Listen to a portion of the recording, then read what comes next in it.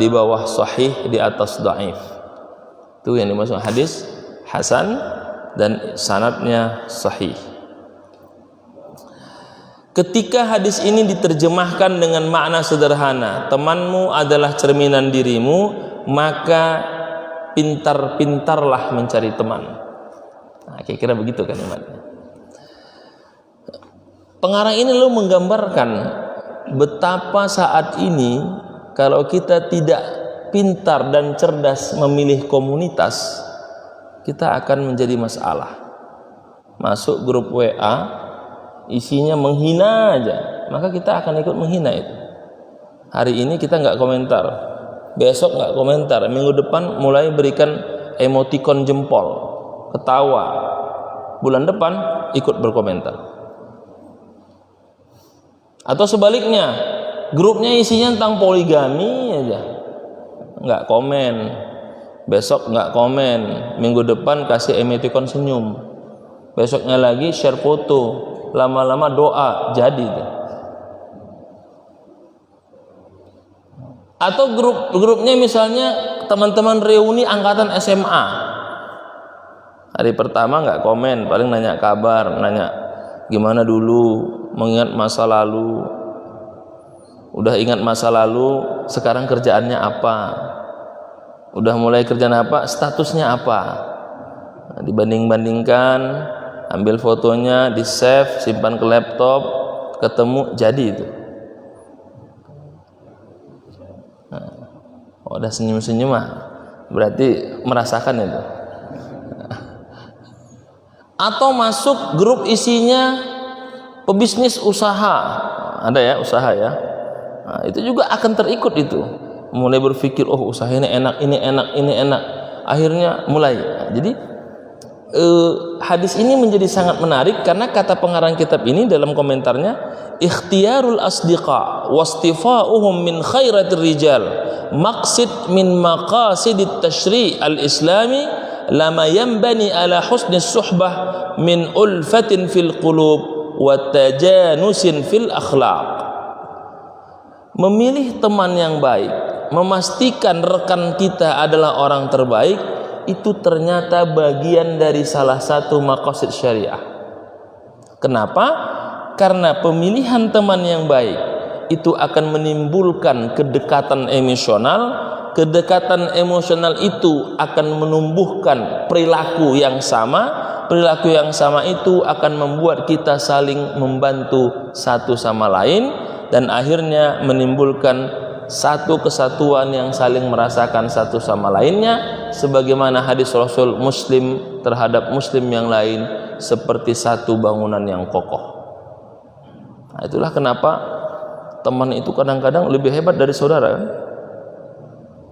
Punya teman akrab ya, punya teman dulu semasa perjuangan, punya teman pekerjaan yang luar biasa, itu kadang jauh lebih mudah kita dapat pinjam uangnya ketimbang sama saudara. Jauh lebih mudah kita dipercaya. Misalnya ini bagus nih. Contoh kalau kita mau buka usaha, kan sekarang lagi banyak itu usaha-usaha kesehatan, HPAI, British Propolis, usaha apa lagi itu. Itu teman jauh lebih cepat membantu ketimbang saudara. Tapi kalau sudah berhasil, saudara merapat biasanya itu.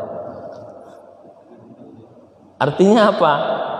Ternyata pemilihan teman, mencari komunitas yang baik, itu bagian dari maqasid atau tujuan syariat. Kenapa?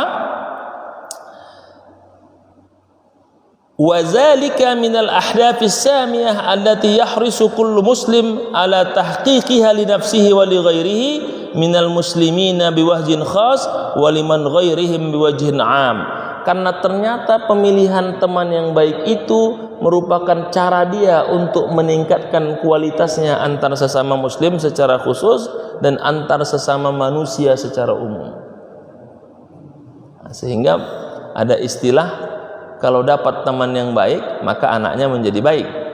Kalau dapat teman yang tidak baik maka temannya dia akan menjadi tidak baik. Coba lihat anak-anak kita masuk sekolah ya, Masuk sekolah dapat teman satu kelasnya nggak benar, nah itu nggak benar juga nanti. Tapi dapat teman satu kelasnya anak baik, dia akan rajin juga itu. Nah, ini dalam lingkup yang kecil.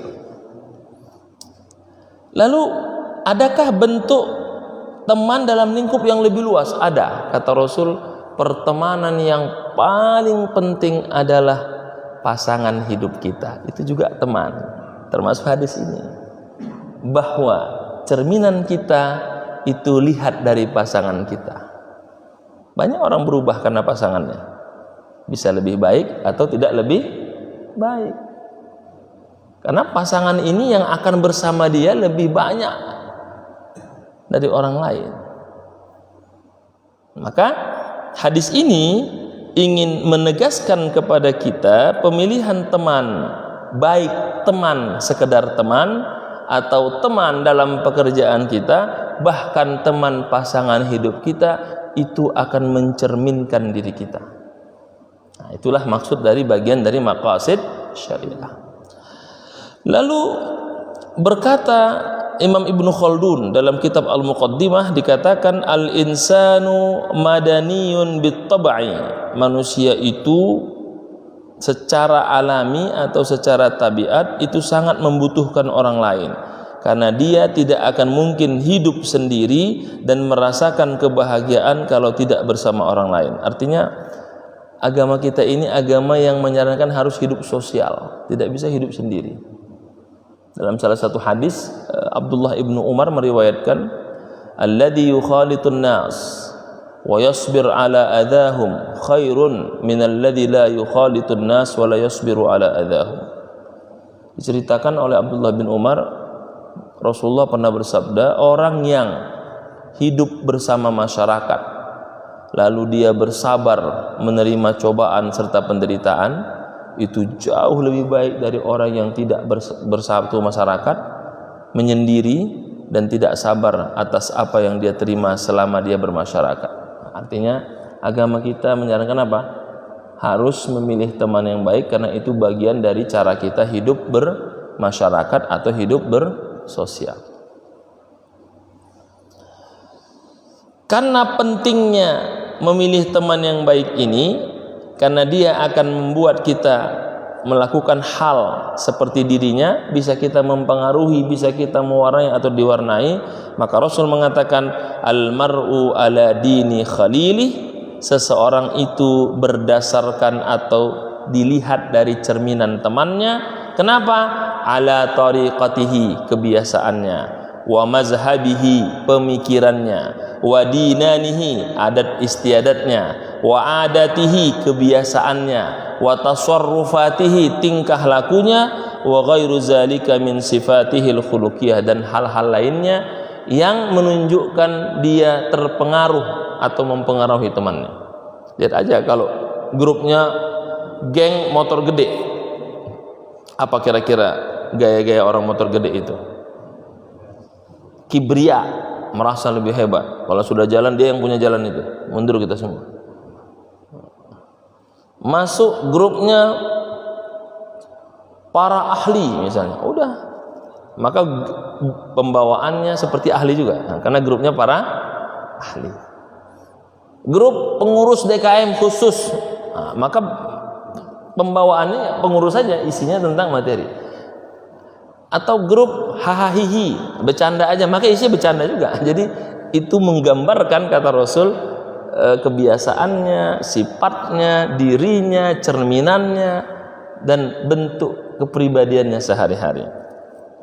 Maka kata Rasul, falyanzur ahadukum man yukhalil falyatakhayyar man yattakhizu khalilan. Maka dia harus sangat teliti memilih temannya, dia harus memastikan dengan siapa dia menjalankan hidup ini sehari-hari, karena bisa jadi kebutuhannya terhadap temannya membuat dia bisa lebih baik atau sebaliknya. Nah, ini penting terkait dengan hadis yang sederhana tapi sangat penting. Sehingga benarlah kata pepatah yang mengatakan, rubba akhin laka lam talidhu ummuka. Kadang-kadang teman itu saking dekatnya, Kata para ulama itu seperti saudara kandung yang tidak dilahirkan oleh ibu kandung. Itu teman itu. Ada kan? Teman itu seperti apa? Saudara kandung yang tidak dilahirkan oleh ibu kandung. Nah, ini biasanya yang dapat begini yang suka merantau ini. Merantau, dia punya teman dalam perantauan. Ini ada teman saya Pak Ustadz, teman akrab seperti saudara kandung. Nah, itu kalimatnya rubba akhin lam talidhu ummak, perumpamaan teman itu seperti saudara kandung meskipun tidak pernah dilahirkan oleh ibu kandungnya. Ini luar biasa. Dan ini sesuai dengan hadis Rasul yang disebutkan oleh Imam Al-Bukhari, al-arwahu junudun mujannadah. Hati-hati yang dekat itu seperti susunan tentara yang berbaris. Ma ta'arafa minha talafa. Kalau hatinya satu, maka gerakannya sama, dan kalau hatinya tidak bersatu, maka gerakannya tidak teratur. Lihat kalau tentara berjalan itu ya, baris berbaris ya, itu kan rapi sekali ya. Jadi hadis ini oleh Imam Bukhari dikatakan hadis tentang bahwa kita ini perlu ada kesatuan hati. Apa? Al-arwahu junudun mujannadah. Ruh-ruh kita ini seperti tentara yang berbaris perang. Kalau cocok dia akan rapi, kalau tidak dia akan terpisah. Nah, makanya kan grup-grup itu kalau grupnya isinya baik, pemuda hijrah, maka isinya hijrah, semua bagus. Ada kan pemuda hijrah, sahabat hijrah, maka isinya apa? Dakwah. Atau yang paling gampang teman-teman kita yang bergerak di jamaah tabligh ya, khuruj itu karena kedekatan hati, maka gerakannya dakwah. Tiba-tiba kita dapat grup gengnya kuliner ya, kuliner aja bawaannya itu, kuliner aja. Nah, itu namanya junudun mujannadah. Itulah kenapa kita semakin bertambah umur, semakin mencari komunitas. Maka muncullah kopdar, maka muncullah reunian. Mencari komunitas karena kita membutuhkan itu. Dan Rasul tidak melarang itu. Bahkan Rasul menegaskan harus pintar dan cerdas mencari komunitas berteman, karena itu akan menggambarkan cerminan dirimu. Nah, jadi tidak dilarang ya punya komunitas itu, tapi harus mencari yang terbaik. Jadi pasangan kita, anak kita ikut komunitas nggak ada masalah, tapi apa syaratnya? Pastikan komunitas itu sesuai dengan tujuan syariat. Artinya membuat kita jauh lebih baik. Karena komunitas ini diperlukan, karena pertemanan ini sangat penting kata Rasulullah, maka harus ada wasit atau hakim yang memutuskan seperti apa pertemanan yang baik, seperti apa komunitas yang baik. Nah, wasit atau hakim yang memutuskan itulah tuntunan syariat. Abu Dzar datang kepada Rasul, ya Rasulullah, saya sangat mencintai kelompok itu, tapi saya tidak bisa bersama mereka. Apa kata Rasul? Ya Aba Dzarrin, anta ma'aman ahbabta. Wahai sahabatku Abu Dzar, engkau selalu bersama dengan orang-orang yang engkau sukai. Artinya kalau kita suka dengan kelompok itu tapi kita tidak bergabung, sebenarnya kita bukan bagian kelompok itu. Karena kita nggak bisa, karena kalau suka maka kita akan apa? Berusaha memberikan waktu khusus untuk dia. Coba lihat orang-orang dulu yang kasmaran ya, yang dulu ikut zaman fitnah pacaran itu, kan waktunya ada terus. Karena memang dia menyiapkan waktu untuk itu. Tapi kalau nggak suka nggak ada waktunya itu. Nah, jadi ketika Abu Dzar datangnya Rasulullah, inni uhibbu zalikal, aku suka kaum itu, tapi aku nggak bisa bersama mereka, kata Rasul, berarti engkau bukan bagian mereka. Maka keluarlah hadis anta ma'aman ahbabta. Seseorang itu akan cenderung dengan siapa yang dia sukai. Kalau nggak suka nggak lama itu, tapi kalau seneng satu harian bisa dulu nongkrong aja itu, nah, ngobrol ngalor ngidul, cocok saya sama dia Pak Ustadz. Terus dianya mau pergi, berarti bapak yang cocok, dia nggak cocok sama bapak, kan begitu kan. Kalau cocok itu pasti bareng kemana-mana itu, dekat, kebiasaannya sama, makannya senang sama, kan begitu ya.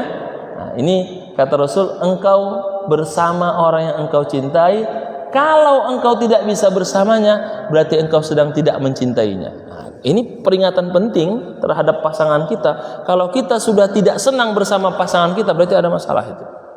Karena hadisnya jelas, engkau bersama orang yang engkau cintai. Karena hati itu tidak akan bisa lepas kalau sudah cocok. Tapi kalau nggak cocok, nah itu menjauh. Maka itu perlunya apa? Dalam Islam itu ukhuwah tadi, mendekati berjamaah. Kenapa kita diminta sholat berjamaah? Kalau makan itu usahakan berjamaah, bertegur sapa, salaman. Itu untuk memperbaiki tautan-tautan hati kalau ada masalah. Baut hati kalau lagi longgar. Makanya ada sholat berjamaah, kan begitu ya, bertegur sapa, sebarkan salam, tasofahu, saling bersalaman, berpelukan, senyum. Itu sebenarnya salah satu tujuan maqasid syariahnya apa? Memperbaiki tautan-tautan hati yang mungkin ada masalah, atau baut murmur hati yang mungkin longgar. Maka diperkuat dengan itu. Karena kalau dia tidak kuat, ya nggak akan bersama. Makanya tadi, saya sebenarnya suka sama grup itu Pak Ustadz, saya senang, tapi saya nggak ada waktu. Kata Rasul, keluar hadisnya. Berarti engkau bukan bagian dari mereka. Karena kalau engkau mencintainya, engkau akan berikan waktu khusus untuk itu. Maka keluarlah hadis, anta ma'aman ahbabta. Engkau bersama orang-orang yang engkau senang. Kalaupun dia bertahan, nggak lama itu.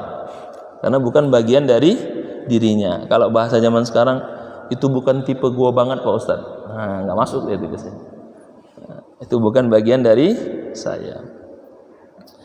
Dan Rasulullah mengingatkan, ketika pertemanan itu tidak membawa kebaikan, maka musibah yang menimpa orang itu juga akan menimpa kita. Dan itu diceritakan dalam Al-Quran pada surah Al-Anfal ayat 25. A'udzubillahi minasyaitonirrajim. Wattaqu fitnah la tusibanna alladhina zalamu minkum khassah wa'lamu annallaha syadidul iqab. Takutlah engkau terhadap sebuah cobaan atau bencana yang kalau sudah turun tidak hanya terkena pada mereka, dirimu juga akan terkena imbasnya.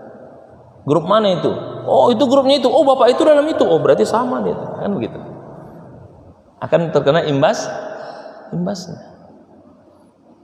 Padahal dia orangnya nggak neko-neko, tapi karena misalnya geng itu bermasalah, kamu geng itu, berarti kamu juga bermasalah. Coba dulu ikut aliran-aliran terlarang ya. Dulu kan kalau cerita ayah saya dulu, cerita-cerita PKI itu kan ternyata ada yang memang dia ikut PKI, ada yang dia nggak ikut, tapi cuma namanya tercatat saja karena waktu itu ikut rapat, ikut kumpul gitu ya, dicatat namanya, kena semua kan? Karena sesuai dengan hadis ini, ketika datang musibah, datang masalah, maka tidak hanya orang itu saja yang terkena, maka komunitasnya juga terkena.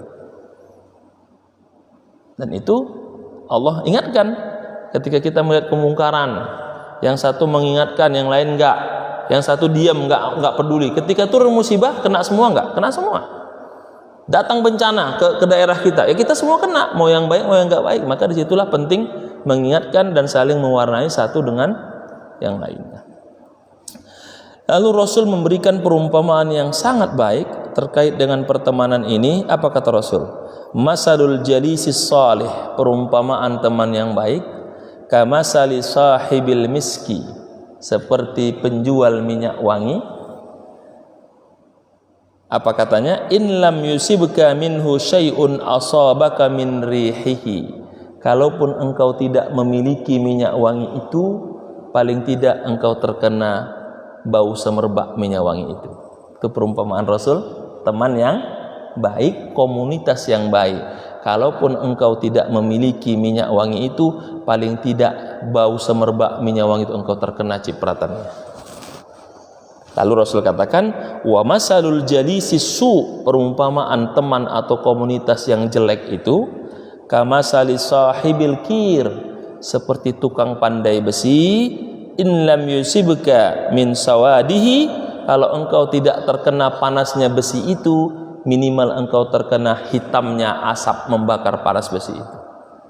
Nah, ini kan perumpamaan yang menarik. Jadi Rasul katakan, kalau kamu dapat teman yang baik, seperti berteman sama penjual minyak wangi, nggak dapat minyak wanginya, minimal kita kena wanginya, kecipratan.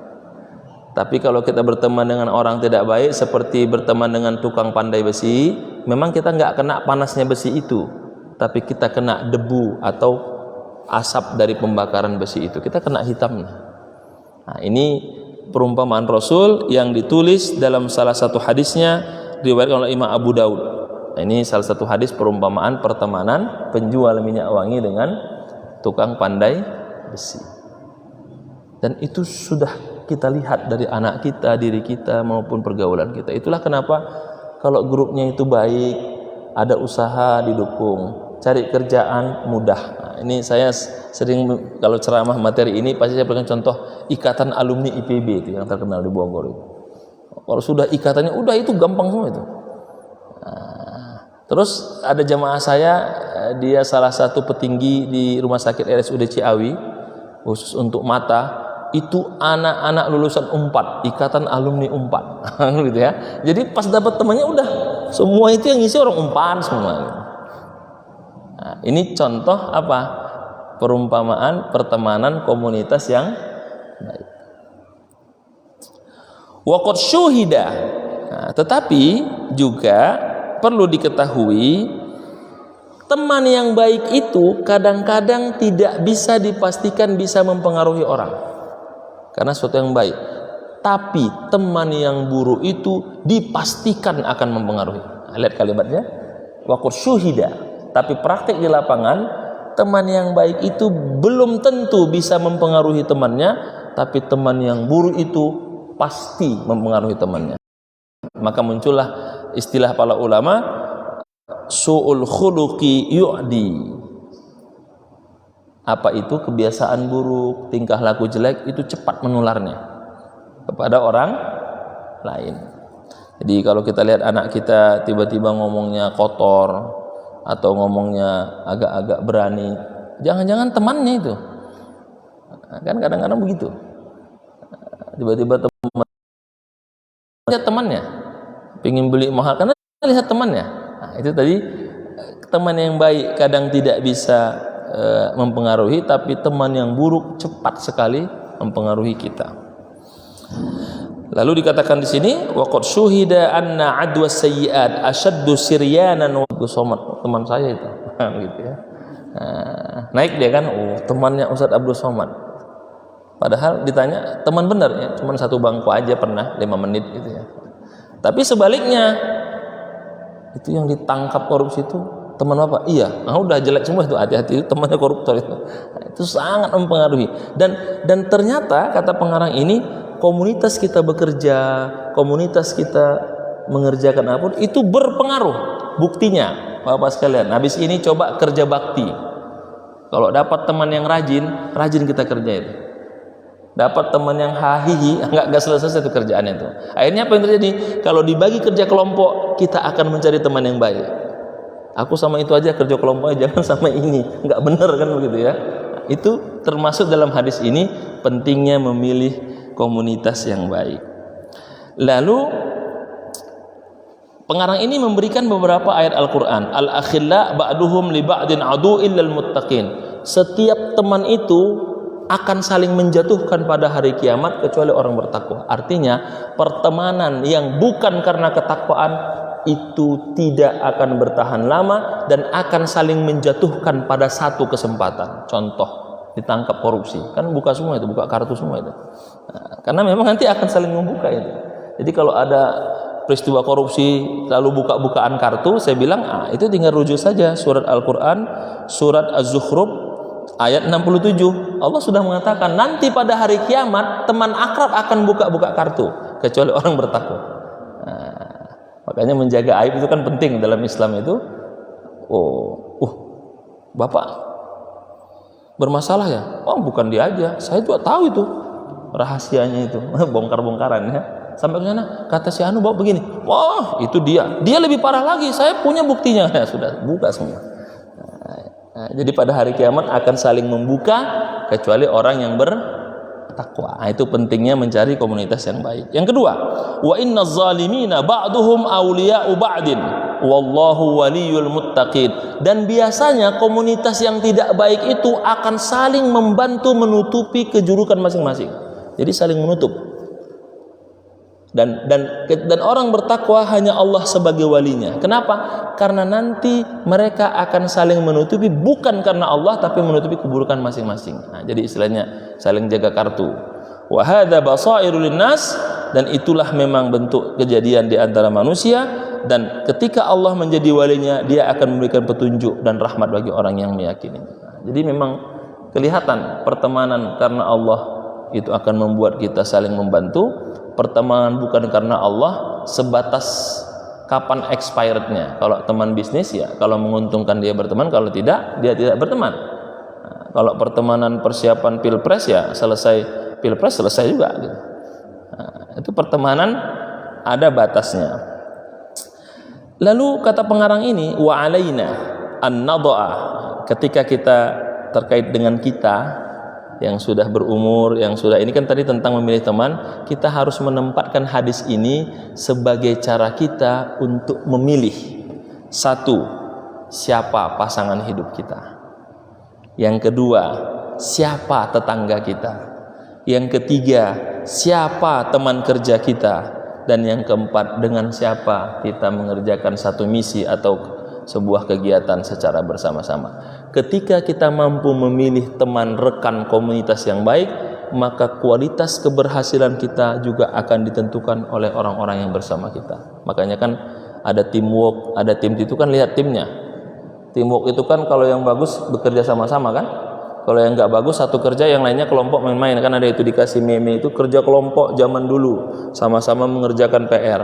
Kerja kelompok zaman sekarang satu ngerjakan, yang lainnya berkelompok canda-candaan. Nah, itu yang bahaya itu. Nah, jadi pemilihan itu sangat berpengaruh, khususnya pertemanan yang paling tinggi adalah pasangan hidup kita. Nah, kenapa orang bisa berubah? Karena pasangannya. Kenapa orang bisa lebih baik? Karena pasangannya. Karena pasangannya yang akan selalu bersamanya. Itu ada kisah misalnya, itu orang sebelum menikah kayaknya ramah, royal, setelah menikah kok gimana begitu. Nah, ternyata kebutuhan pasangannya lebih banyak. Nah, dia mau ke temannya dipermasalahkan, dipersoalkan, mau berteman dikit nggak boleh kan begitu ya. Nah, itu dalam memilih pasangan itu ternyata berpengaruh, dan hadis ini lebih kepada pentingnya memilih pasangan hidup kita, pasangan bekerja kita, dan orang-orang bersama kita, termasuk masalah tetangga tadi. Nah, tetangga itu juga bagian dari memilih komunitas yang baik. Itulah kenapa kata para ulama, kalau kita mencari rumah itu kan al-jar qoblad dar, komunitas sebelum entitas. Jadi kalau beli rumah itu lihat dulu komunitasnya, baru beli rumahnya. Itu yang benar. Tapi dalam kenyataan kita dibalik, lihat dulu harganya baru komunitasnya, karena keadaan ekonomi kan. Jadi komunitas itu yang mahal. Saya untuk hadis ini termasuk tidak melakukan juga, sama juga lihat dulu orang yang promo ini yang diambil itu. Komunitas belakangan kan begitu ya. Ternyata yang benar itu hadisnya apa? Al-jar, perhatikan komunitas lingkungannya, baru mencari tempat. Itulah kenapa kadang-kadang kenapa ya saya sudah masuk di komplek ini di sini kok nggak semangat. Ya karena dulu lihatnya bukan lihat komunitasnya, lihat harga promonya, 3 hari lagi harga akan berubah. Nah, jadi dibeli. Dia nggak lihat siapa orangnya, siapa yang tinggal, dengan siapa dia berkomunitas. Lalu pengarang ini memberikan satu kata yang cukup baik. Ketahuilah, kalau engkau bersama para ulama, engkau akan nyaman. Kalau engkau bersama orang baik, engkau akan menjadi mulia. Tapi ketika engkau bersama orang-orang yang tidak produktif, engkau juga akan sia-sia. Dan bersama orang-orang yang lemah imannya, engkau juga akan menjadi terkena kecipratan tidak baiknya. Lalu pengarang ini memberikan nasihat yang sangat baik. Apa dikatakan? Pilihlah temanmu baik yang berilmu atau yang mau belajar. Jangan pilih temanmu yang tidak berilmu atau yang membahayakan. Lihat kalimatnya, pilihlah temanmu yang berilmu atau yang mau belajar. Jangan pilih temanmu yang tidak berilmu dan membahayakan. Jadi ada teman itu dia berilmu, maka kita akan bisa mendapatkan ilmunya. Atau dia tidak berilmu tapi dia mau belajar, kita akan dapat cara dia untuk bersungguh-sungguh belajar. Nah, ada teman itu tidak berilmu, sehingga kita capek untuk memperbaikinya, atau yang membahayakan kita juga ikut terseret arus dengan itu. Lalu dikatakan wala tashabil kadzab, janganlah engkau berteman atau punya komunitas pembohong, karena pembohong itu akan mendekatkan yang jauh dan menjauhkan yang dekat, dan akan melakukan tersesat dari kita. Maka keluarlah beberapa hadis, beberapa syair dalam istilah orang Arab. Apa dikatakan dalam kitab Ta'lim Muta'allim disebutkan, iza kunta fi qaumin fasahib khiyarahum, kalau engkau dalam sebuah komunitas carilah teman yang baik, wala tashabir rida fatarda ma'ar rida, ketika engkau mendapatkan komunitas teman yang tidak baik, engkau juga akan menjadi tidak baik. Anil mar'i la tas'al wasal an qarinihi, cerminan seseorang jangan lihat dia, tapi tanyalah temannya. Fa innal qarina bil muqarini muqtadi, karena temannya itu akan mencerminkan kehidupannya sehari-hari. Lalu dikatakan ikhtar sadiqaka wastafihi tafakhuran, pilihlah temanmu dan cukuplah engkau bangga dengan temanmu, karena teman itu akan membuat engkau mulia jika sesuai, dan berhati-hatilah berteman dengan orang yang tidak baik, karena dia akan cepat membuat engkau tertular. Izinlah left, karena kalau tidak, isinya tidak akan membuat kita lebih baik. Nah, ini penting. Kata penutup dari pengarang ini, sadiqi fi hazmi wa azmi wa in ba'adatna fil usulil munasib, temanku adalah orang yang mengarahkanku dan memberikan inspirasi kepadaku, meskipun kami berjauhan secara jarak tapi hati kami dekat. Nah, ini salah satu contoh pertemuan. Kalau sebulan ini mempunyai kekuasaan, Betul. dan kita lihat teman-temannya orang muslim juga ada di situ, lalu orang-orang yang Syiah, orang Al-Qaeda dan lain-lain ada di situ. Tetapi kalau seandainya dibiarkan misalnya, kita tidak ada di dalam itu, maka akan menghancurkan sungguh-sungguh. Betul. Apakah kesembuhan kita masih berada di situ itu lebih baik atau kita tinggalkan? Betul. Yang Bapak tanya ini itulah dijawab oleh Abdullah bin Umar dalam hadis yang saya bacakan di awal. Alladhi yukhalitun nas wa yasbir ala azahum khairun minalladhi la yukhalitun nas wa la yasbir ala azahum. Orang yang bergabung dalam sebuah komunitas, dia punya misi memperbaiki komunitas itu, dan dia bersabar terhadap cobaan, fitnah dan bulian orang lain, itu jauh lebih baik, lebih besar pahala daripada orang yang menyendiri dari komunitas, tidak mau bergabung dan tidak bersabar atas penderitaannya. Jadi selama belum mengubah akidah Bapak, maka bergabunglah, itu bagian daripada dakwah. Nanti baru muncul komentar wala takun qasahibil hud, jangan seperti kisah Nabi Yunus yang meninggalkan kaumnya dalam keadaan marah. Kan Allah tegur. Jadi nggak boleh kita kalau udah masuk grup itu nggak senang, left aja, nggak pakai izin. Nah, ini ciri-ciri Nabi Yunus ini. Harus masuk ke dalam perut hiu dulu supaya dia berubah itu.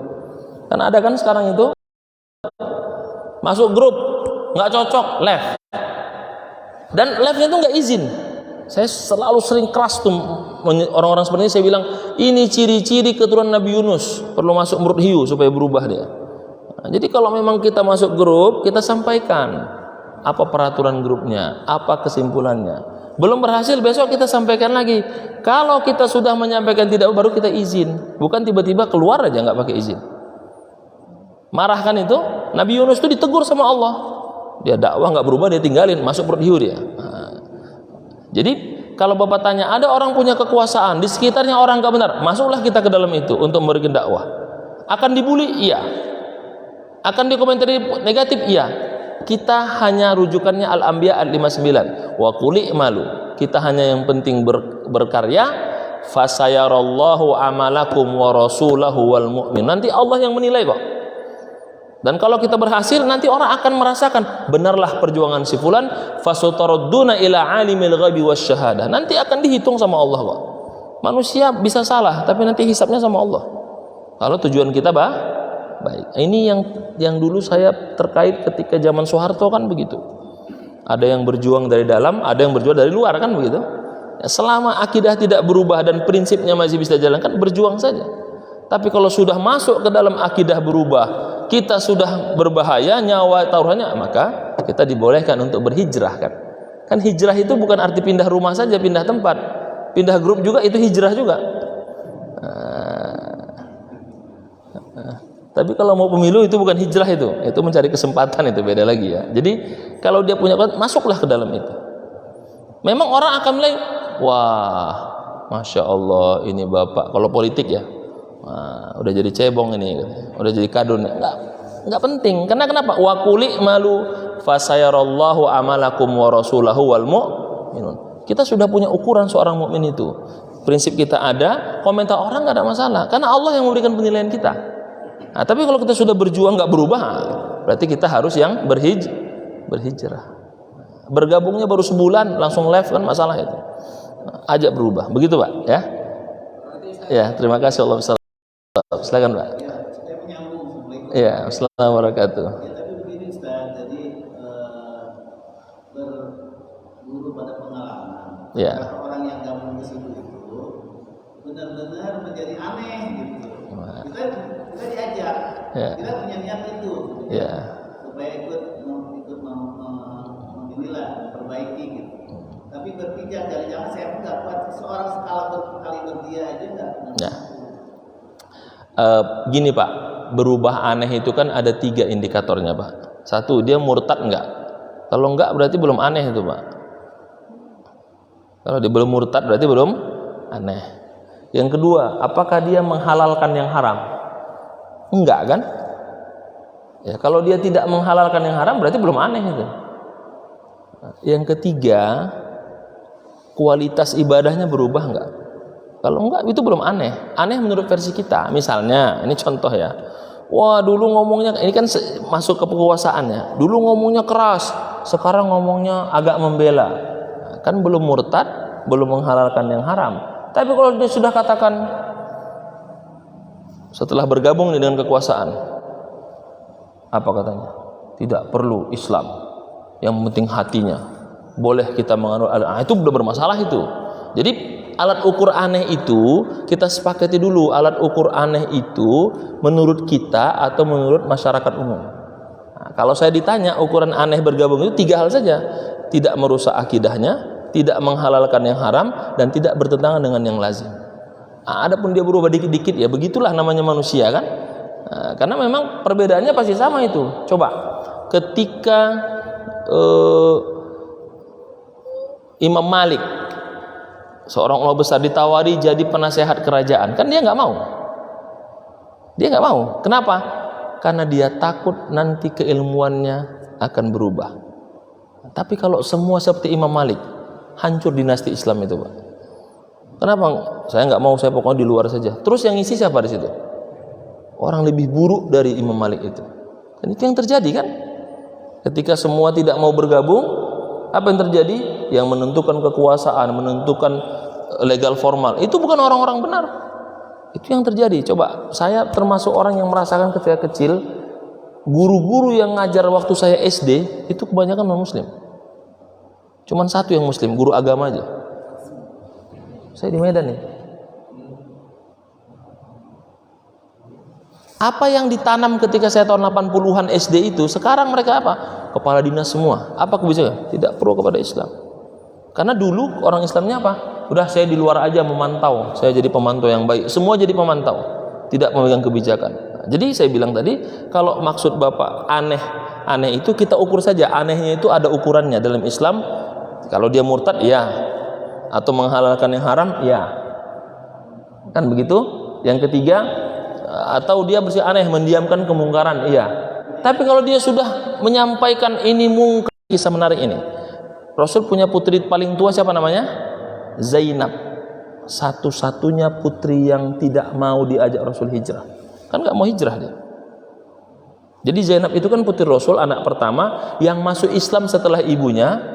Kan istrinya hijrah, baru berangkat kan? Atau Zainab itu ke Madinah.